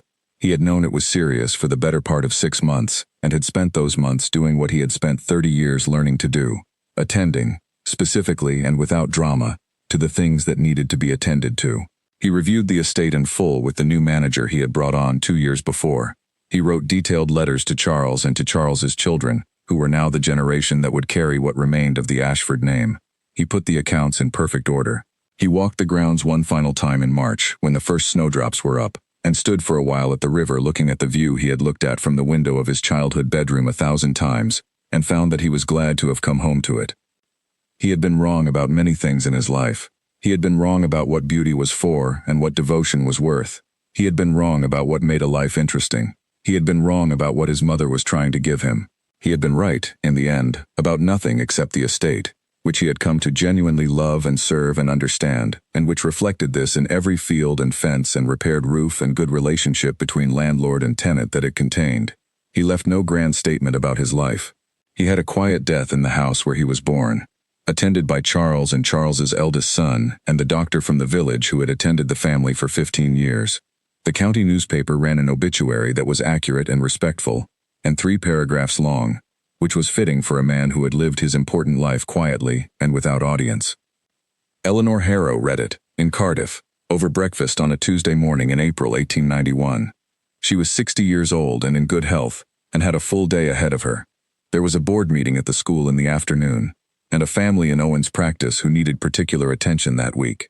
She read the obituary carefully, and then she set down the paper and sat for a moment with her tea and the Cardiff morning coming in through the kitchen window, and she thought, with the particular quality of reflection that belongs to people who have made their peace with their past completely, about a summer afternoon more than 30 years ago, and a carriage moving down a long drive, and herself in a garden, waving. She was glad she had waved. It seemed to her, at 60, that it had been exactly the right thing to do. Uncomplicated and clean, a simple human acknowledgement that did not pretend things were different from what they were. She had always tried to do that, she thought. Mostly, she had succeeded.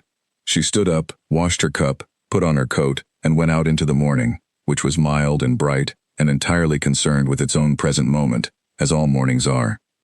Owen's obituary, written 11 years later when Eleanor was 71, was over 800 words long. It appeared in 3 separate Cardiff newspapers, was reprinted in a medical journal, and was quoted at length in a memorial address at the city's teaching hospital, where he had consulted for the last decade of his life. It described a man who had chosen, consistently and without recognition and over a career spanning 4 decades, to be precisely where he was most needed, and to do there the most useful thing he could do. It mentioned Eleanor by name in the 4th paragraph, in a sentence that described her as his lifelong partner in the work, and said that it was impossible to account for what he had built without accounting also for her. Eleanor sat in the kitchen of their Cardiff house after the service and read each of the newspaper accounts in turn, and she felt, beneath the grief that is present when you lose someone who was genuinely the right person, the grief that is real and does not minimize itself, a very clear and durable gratitude, not for anything complicated, not for lessons learned or paths corrected or wisdom hard won, simply for the plain, living fact of the life she had been given and had chosen and had built, year by year, with her own hands and a man who understood the same things she did, in a city that needed what they had to offer, among people whose names she knew, and whose children she could recognize by their faces as they grew. She was 71 years old, and she had planted many gardens, and she had never once stopped paying attention to what was actually there.